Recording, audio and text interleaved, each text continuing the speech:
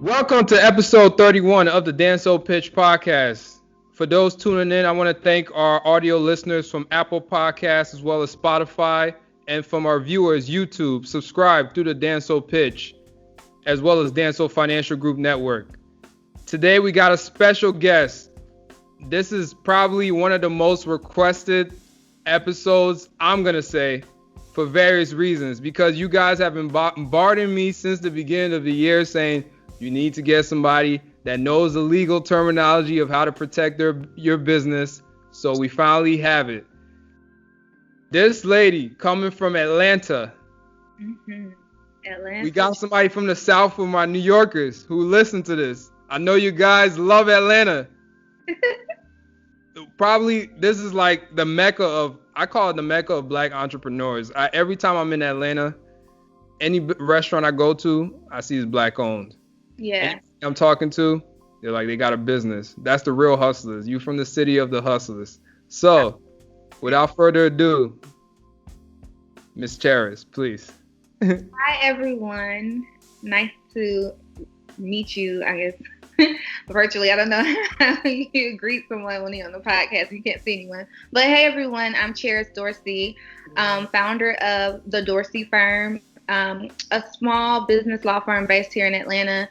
I also host a platform called The Brand Attorney, where I like to hone in on the specific nuances that come up between branding, marketing, and the law as you're building your brand, if you will. So from exposing your brand to a third party to get a product developed, to packaging on your products, and even the claims that you're addressing and making sure that you're in compliance with FTC regulations and the whole gamut, trademarks, copyright, contracts, ironically, some real estate matters.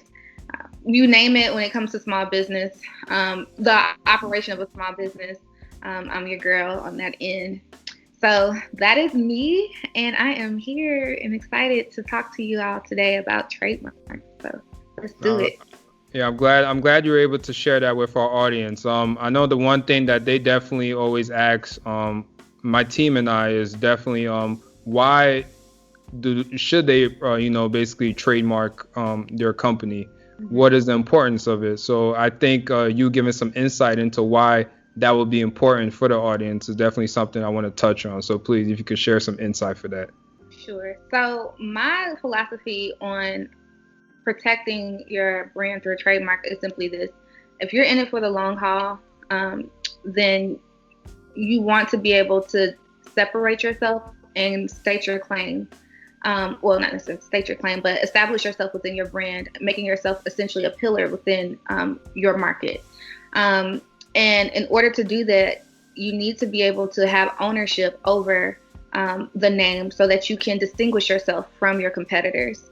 There may be a million financial groups or what have you, or Smith financial groups. So how do you set yourself apart in that space to allow your clients, your audience to easily locate you? And then also, when you're thinking about the value of your company and trying to put a number to that, it's kind of difficult to do so when you don't own the actual brand itself. So everything you're putting out there is just kind of being tossed out to the wind without it. So for trademarks, if you're seeking to create a business and you're in it for the long haul, I would say that it is certainly an essential investment that you need to make. Otherwise, it's like building a platform just for and leaving it open for somebody else to come in and take, because people can also borrow on that goodwill. You don't want that. You want to own that goodwill. So hopefully that's clear enough. But yeah. Oh no, it is. I think another thing that I would want to ask is how can I go about actually trademarking my business, and how can I get something that's affordable? You know, a lot of small business owners, they deal with so many operational costs. So I think even just adding the legal side to it is just like added on money. You know, people aren't really trying to spend like that. So I think do you see a value in more so trying to find a better rate, or you just think it's just just trademarking overall is just what's important? doesn't really matter what you spend? I will say that sometimes sometimes the truth is you get what you pay for. Mm-hmm.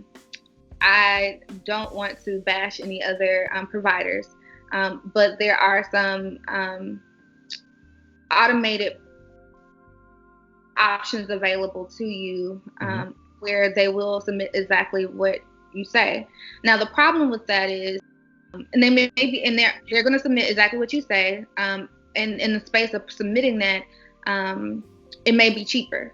But the problem with that is you aren't necessarily getting the wisdom of an attorney in that space who's well versed in not just who you are today, but also the long-term growth that you're anticipating, and can account for that in a search. So, for example, when I come in with a client, sometimes they say, "Hey, Charis, I want to sell T-shirts, hoodies, and sweatpants, and I don't want anybody else to come in behind me and use that name."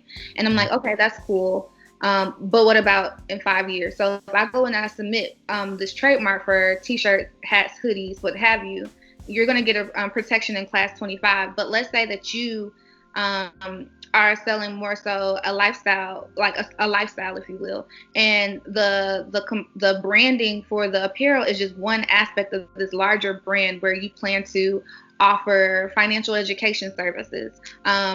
You protected exactly the T-shirt, but the deeper point of the brand is to be this financial empowerment group and to offer courses and to offer podcasts and offer educational materials. And if you don't have an attorney on your side to dig deep on your behalf and pull that out of you, you're going to get exactly what you pay for, and then find yourself right back in the same position, making that same, if not greater, investment in the long run, unnecessarily. Mm-hmm. So I will say that higher the cost doesn't always indicate that you're going to get the best service either, because it's really, I mean, it's subjective. So when I tell clients, even some who come to me, potential clients, and they're like, "Why should I choose you?" And I tell them, this trademark process is long. Mm-hmm. So, sometimes we're looking at best case scenario, 6 to 8 months. That's on the shorter end. Sometimes it's upwards of a year or two. You need to choose somebody that you trust and that you like, and who, breaks the information down to you in a way that you understand it. And I think that's important too, just overall with the relationship that you have with an attorney. You should have an attorney who isn't just doing the service, providing the service for you, but is providing the service in the way that you comprehend exactly what is happening. You need to know what's going on in your business. So there is a spectrum, price-wise. I've seen it so cheap as $200 from like some platforms. That's excluding the fee, because the fee alone is, depending on which application, can be $225, $275, or $400. And actually, side note, that rate is going up in 2021. Wow. So, the sooner the better for applying. But when you're, I've seen it from that low point of like 200, the low 200s, sometimes 400 to 600, upwards of 2,000. I say traditionally for a quality service, based on what I've seen from my peers and clients who come in as by way of referral, that $1,000 to $2,000 mark is what you should be budgeting for when you're pursuing that trademark pathway. And if you're asking if that's an investment, I'm going to say definitely so. It is. I've seen Instagram accounts get stolen. I've seen domain names. Somebody hack a domain name. You can't reclaim it because you don't own the rights to the name yourself.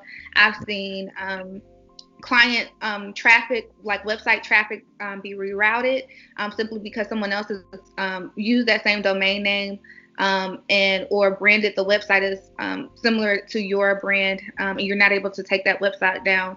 I've seen counterfeit goods produced, and you don't really have a claim to the name, so it's hard for you to stop those sales.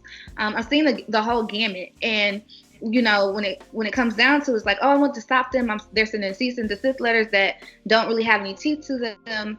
And the reason being is because you don't have any ownership rights. You don't have a true claim to this name, even though you put a lot of sweat, blood, sweat, and tears into building it. You don't have the ownership rights, and it limits tremendously the protections that you need, especially as you grow. The bigger your brand, the more problems you encounter. So, it's definitely worth the investment. And it's nominal when you think about it. If your business makes $50,000 for 1 year, that's, you're only paying like $1,000, maybe $2 for it. Like, it's in the immediate space, it may seem like a big, ticket item, but in reality, it's really a small investment into for the rights that you're getting in exchange for it.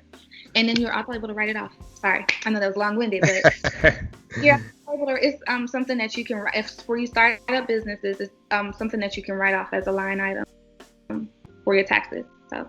Okay. I'm glad you were able to touch and give a lot of insight to that. I think the one question two questions I would ask for you is, you did mention that let's say a business, we're throwing a number, I would say a business makes $50K a year. But there are also businesses that don't make even a third of that. And a lot of them fail in that 3 to 5 year span, which is usually when the business does take off. Right. So I guess my question would be, for someone that, let's say, and obviously I'm not saying that a business is going to fail, but I have to be realistic and say, like, there are a lot of them that do. Mm-hmm. How long is an actual trademark good for? And also, you also mentioned the different classes. So how can someone know the exact class, so to speak? Like you said, class 40. Like I guess somebody coming in, I wouldn't know what that would mean. So how can I actually be able to find that? And what is the value of me actually knowing the different classes to protect my business or go about protecting my business, that nature? Yeah. Sure. So the first part, how long? So as long as you maintain that trademark, you can keep it for life.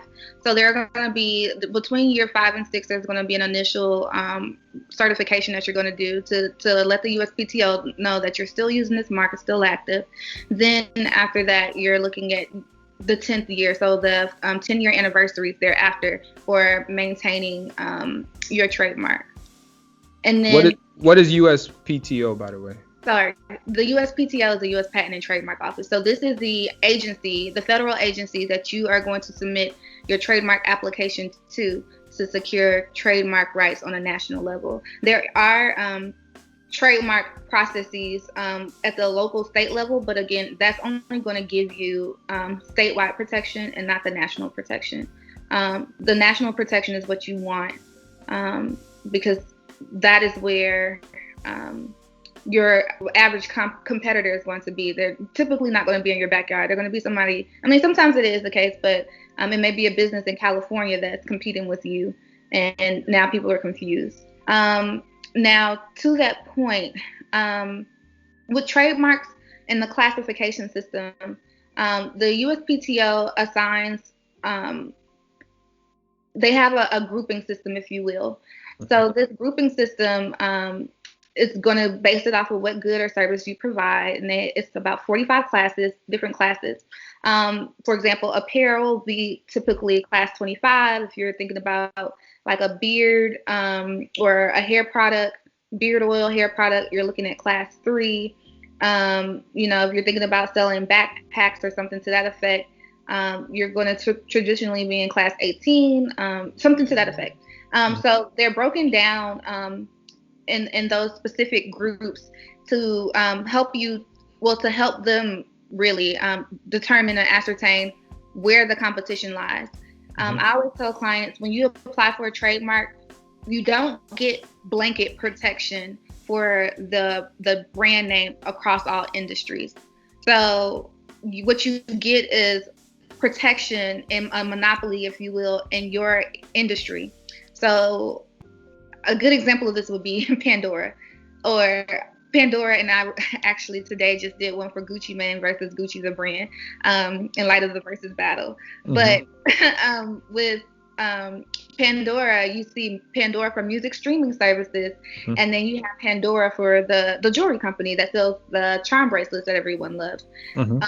you see Gucci for the luxury brand selling luggage, apparel, fragrance, what have you, and then you'll see Gucci Mane for entertainment services. So you have in the process of applying for your trademark, the USPTO examiner is going to be looking to see what is the likelihood of these two brands competing in a way that would be conflicting and in a way that would cause confusion in their market, where they can't readily see that competition there. Traditionally, they're going to be able to award you a trademark in that space. Now, where it becomes a benefit for you as a trademark holder is if someone is coming in trying to use a name that is too similar or identical to what you're registering, they'll block that application because they don't want something on the register that is too similar in the same category of goods or services that you're offering. So that is where the power comes in, because sometimes, depending on the examiner, they can give broader protection or they can give broader protection. So it could be a situation where it's a brand is phase yellow, and then someone wants to come in and say phase blue. They're going to block that. Someone wants to come in and says register a brand that says phase pen. They're going to challenge that application, especially if those two phase yellow and phase pen are both offering wine services. I don't know. I'm looking at a game of phase 10, a deck of cards for phase 10. So that's where that's coming from.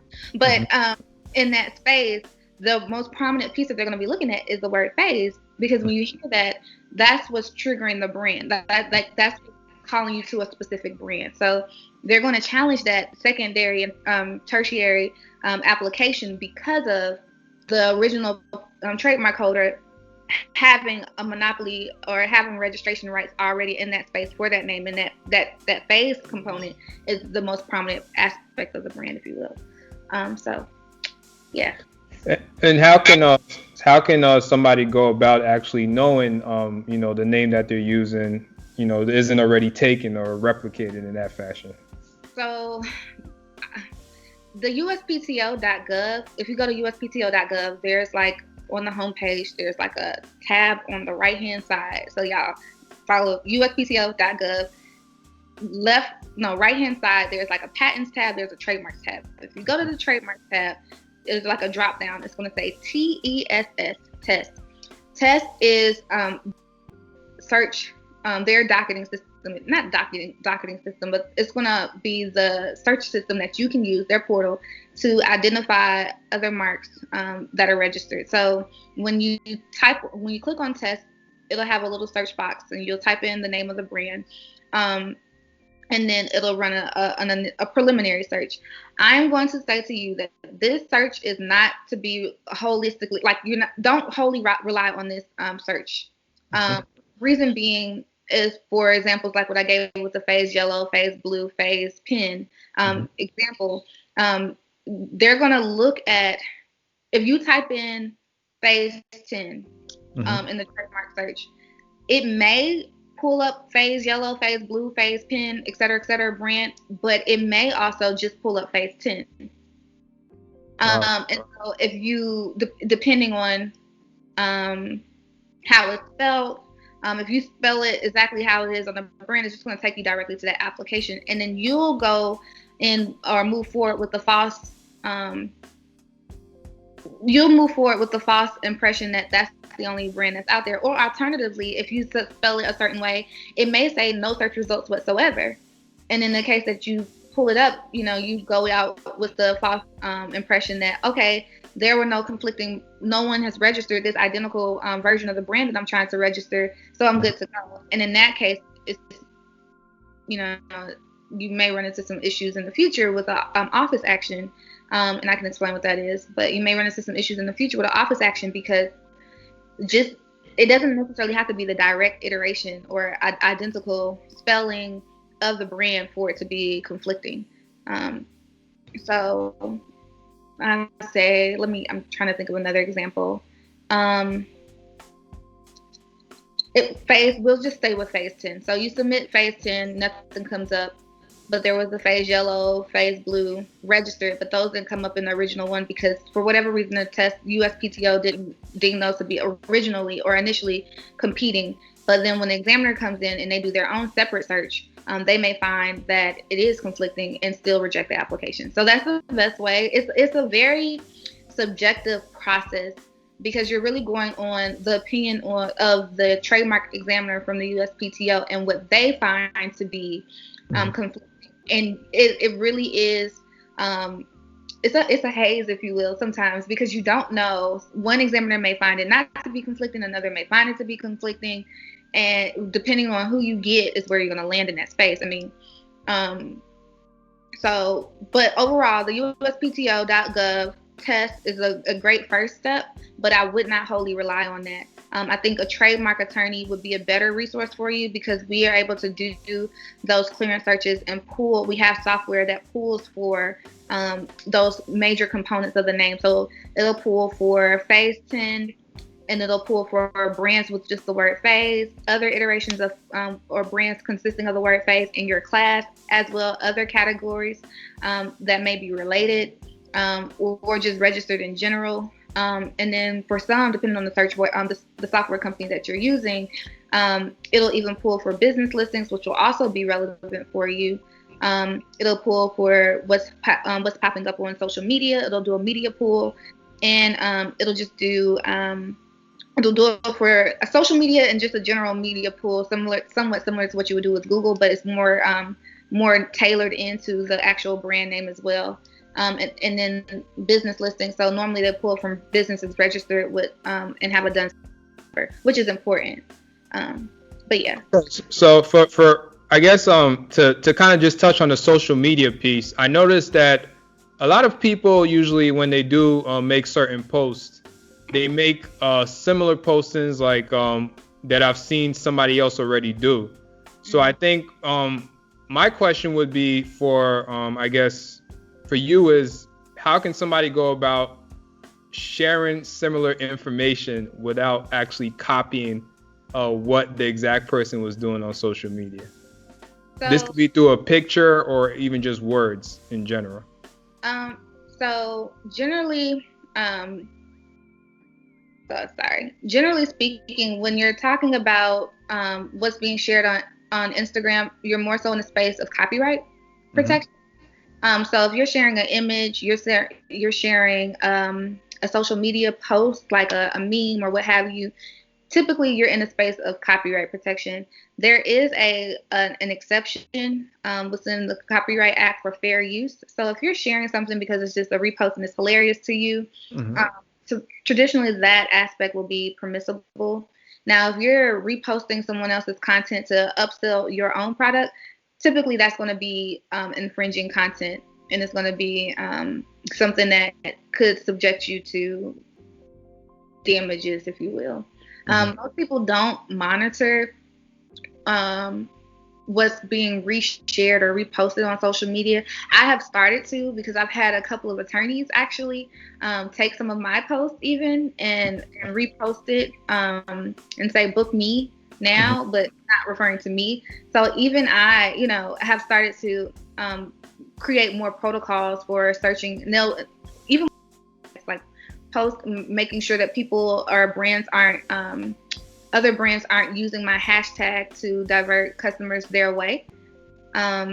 You can do the same thing. But now when it comes to like you said, the images and reposting of that fair use exception is generally speaking going to allow you to share in that way. I always, and I say it's best practice just in general to reach out to the original poster to get consent. Say, hey, do you mind if I repost this? This was awesome. And they'll generally say, yeah, I don't mind. Or they may say, yeah, but can you please put this? Maybe it's a hashtag or a certain content that they want you to include or language that they want you to include with the repost. But yeah. Okay, cool. And I think what another question I wanted to ask to that is a lot of people usually ask me, they're like, oh, they have this business. Now, do they need to copyright or do they need to get a patent for this idea? So I think a lot of times people tend to get a little confused between the three, which is trademarks, patents, and copyright. So I think, actually having a professional on the on this episode, I think would be great to just briefly touch on what the differentiation between the three is and which one would actually be more suitable for a person trying to, I guess, just get a business, protect, certain things within the business, so to speak. Okay. So, just down the row. So trademarks are going to protect your brand name, your product names, your slogans, your logos. So if ever you come across a product or a service and your question is, where did you get that from? The answer to that question, so if I see you and I like your shoes, it's like, oh, those shoes are nice. Where did you get those shoes from? Mm-hmm. Oh, I got those from Macy's. The answer to that is traditionally going to tell you, the answer to that is going to be traditionally a name of some sort or an identifier of the source for that product or service. That is your trademark. Mm-hmm. So like when you think about it, Nike has a trademark for the word Nike for the brand itself. Mm-hmm. May have a trademark for Air Jordans, may have a trademark for Air Max. Mm-hmm. So product names, Just Do It, the slogan, trademark. Mm-hmm. And the swoosh, because when you walk down the street and you see that swoosh, you know exactly where they got that brand from or where they got that shirt from. Mm-hmm. Trademark in the space of a logo. Mm-hmm. Now, moving on to copyright, because there can sometimes be some overlap between copyright and trademark in the space where you're talking about logos. Copyright is traditionally going to protect your content. That's what I like to say. In the day and age of social media, it's going to protect your content. So if you are creating choreography, copyright. If you are creating day planners with content inside of it, guided content, copyright. If you're creating podcasts, copyright. If you are creating a blog with videos or not a blog for videos, but a blog with a lot of pictures or copy, like actual text on your own, copyright protection. It'll protect jewelry as well, so your jewelry design. It'll protect your sketches, your drawings, so your illustrations. And to that point, with your illustrations, you're going to be right back in the space of logos too. So copyright will, generally speaking, give you a little bit broader protection of the image itself. So sometimes when a client comes in and they have a very unique logo that they've sketched out, I'll register with the trademark office because the trademark will give them protection for the class that they're in, as it is being used in association with the goods or services that they're providing. But then I'll go in and register it with the copyright office. And the reason for that is to ensure that in spite of outside of the usage within their particular category, if anyone uses the sketch or illustration in any way that without permission, that copyright protection will kick in and give them rights to prevent such from happening or continuing forward. Mm-hmm. Between copyright and trademark in this space is with copyright rights, your right in the copyright starts at the point in which you create it. So as soon as you transfer this idea from your brain into some tangible medium that I can see, a third party can see, whether that's by way of paper, whether that's by way of an actual bracelet that I can see, whether that's by way of it being on a computer screen. Once it transfers to that tangible medium is when your copyright rights. But in order to sue somebody, you have to register it with the copyright office. And how can somebody go about doing that? So you go through the U.S. Copyright Office, and then there's an entire online portal for submitting your applications through the Copyright Office, and it's pretty straightforward. But I think there is some value in having an attorney there. And sometimes you aren't necessarily the original. For example, illustration, you may not be the original drafter of that image. You hired somebody to do that. So there may be some disputes with ownership that need to be accounted for before you submit, and an attorney is great for that. Okay. And then the other piece is patents. So patents break down to 3 different categories. You have your design patents, which are pretty much you're going to protect the look of something. So like if you think of like a Chanel bag, the tufted portion on the top of the Chanel bag panel would be something that could technically, not just the tufted piece, but the entire bag itself, but that unique tufted look could be something that is subject to a design patent. You have your utility patents, which are mostly what people are referring to when they say, oh, I want a patent. They're going to protect the functionality of this invention that you created. So it's kind of difficult to explain. Maybe there's a clasp on a bracelet that you figured out how to maneuver so that somebody who's left-handed can clasp their bracelets that were traditionally designed for people who are right-handed. I don't know. Created this apparatus. That apparatus has utility. It has a function, and because of that, you're eligible for a utility patent, if that makes sense. Yeah. The other is like a plant patent, which as you see more strains of or new developments with cultivating food or flowers, still not really in the space for cannabis just yet, because it's considered a controlled substance in a lot of states. But as time progresses, a plant patent would be the space for protecting that new invention. Now, I'll say this with patents, because a lot of times clients rush to go and get a patent, and with the exception of design patents, clients rush to get utility patents, and there's this trade-off that happens with that. So you give the U.S. Patent and Trademark Office your information as to how this thing works.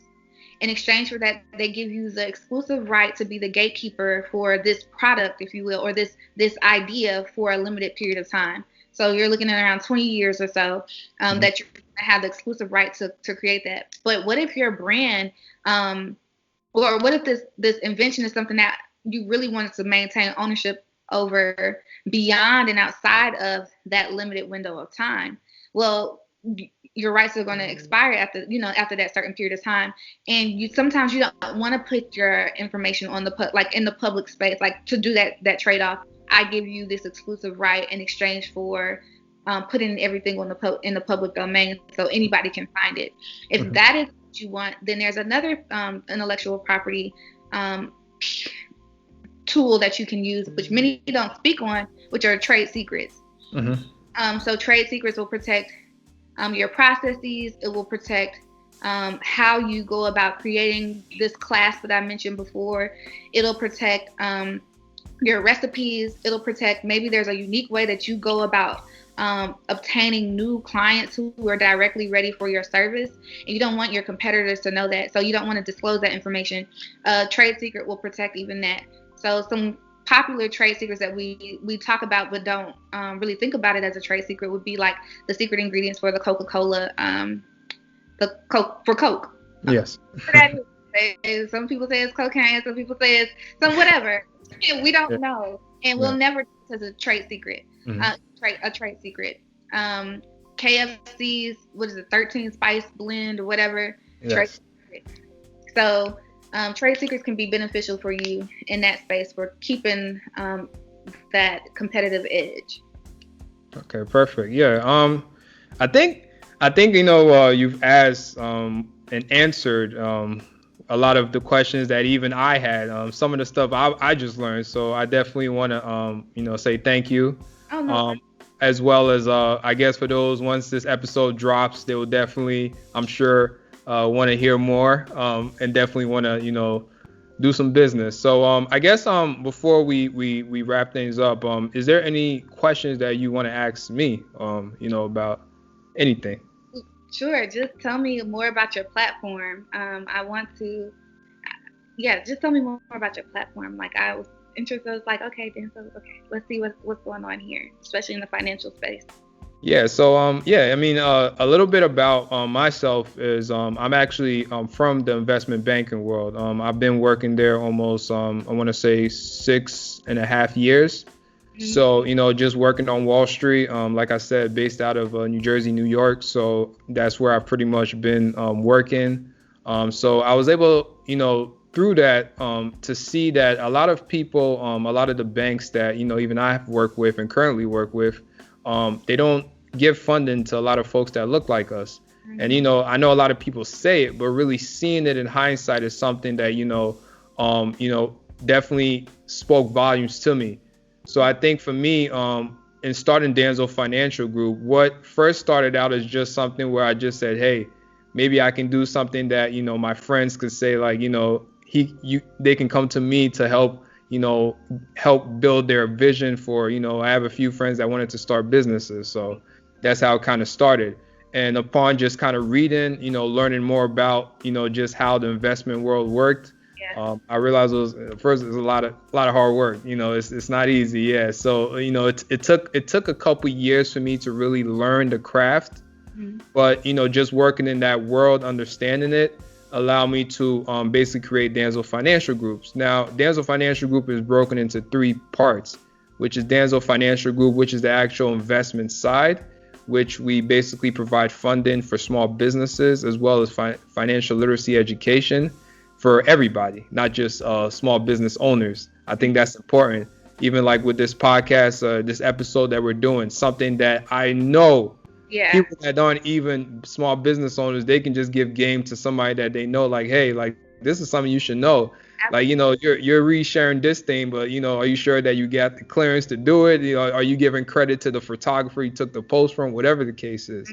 So I think that's just another thing that we wanted to do. We also have a Danso Business, which is the news aspect. So we kind of translate the financial news, on a day-to-day basis. Like example, like our last post, I think dealt with Tesla joining the S&P 500. Yeah. So I think that was one that a lot of people, they may not know about, but that's one of the big companies, obviously, to watch for in the future. And obviously the podcast with Danso Pitch, which is something that I felt I call it the conversation between entrepreneurs.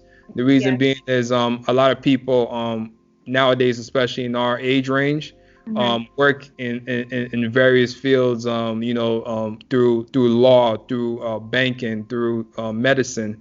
And I think just having peers that are in the age range, that look like us, that talk like us, act like us, just kind of giving more information to the masses is just important. So I think the overall is just having that impact for people that can, that can just get something from it and say, like, hey, like, I listened to this episode and you were talking about like design patents. I didn't even know that was a thing, or like some, or like, a trademark. You can go and actually look at different people's trademarks. So I think that's just something that, I definitely love. It gets me up in the morning, right?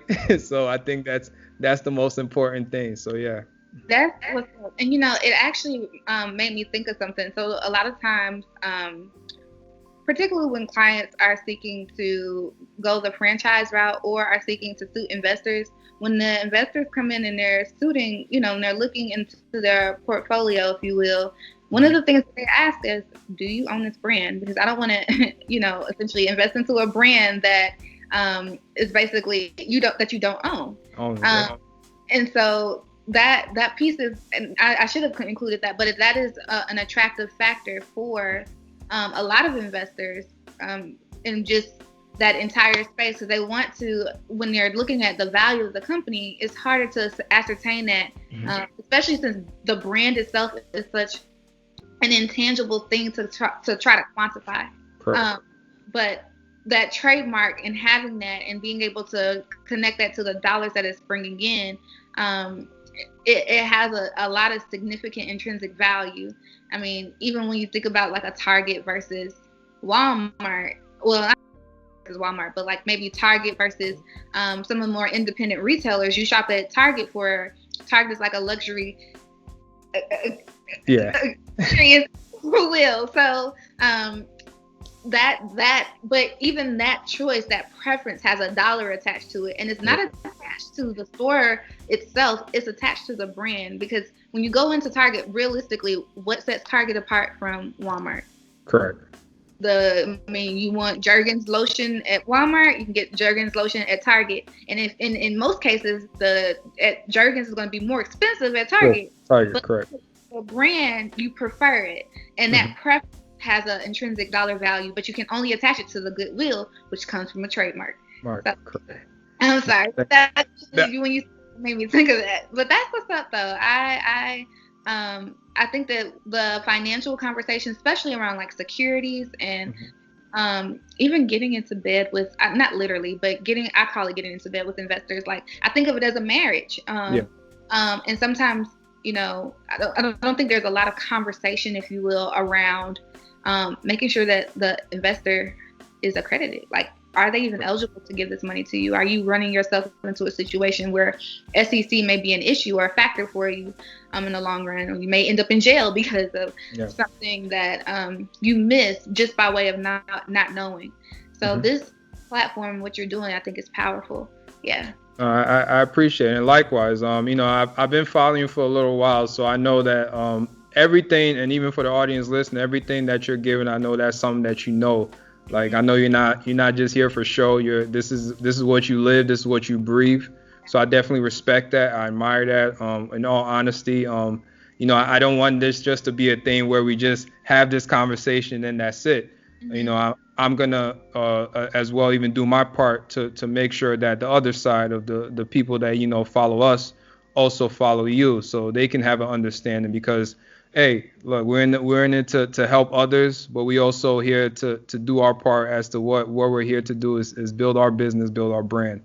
So I think you helping other people in that way is definitely important. A lot of people I know personally that do not know anything about this, and they are literally jumping into the water and not knowing how to swim, or knowing it's deep water. So that's the thing. So I think it's important, and I thank you so much for joining, just even taking time. I know the schedule is crazy, I'm sure. So it's like that it's that last quarter, fourth quarter is rough, but we're here, and anytime, like I actually enjoy this side of being a lawyer. It's for the same reasons as you, sharing that information. So thank you for thinking of me. Thank you for supporting and even bringing me on. I appreciate that. And if I can be a resource to you or anyone who's listening in, let me know.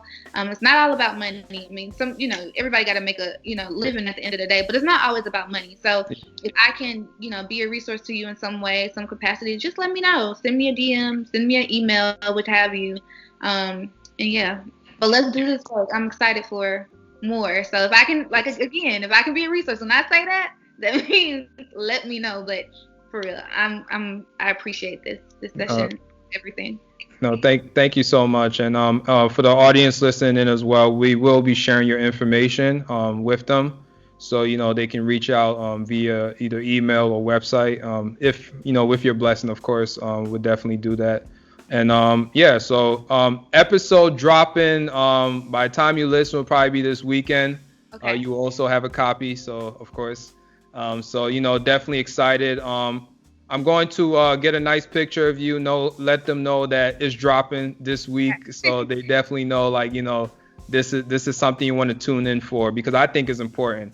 This is an episode. I'm telling you, literally everybody would even I wish my team was here. They would tell you, somebody hits us up every week like, you need to get an attorney on this.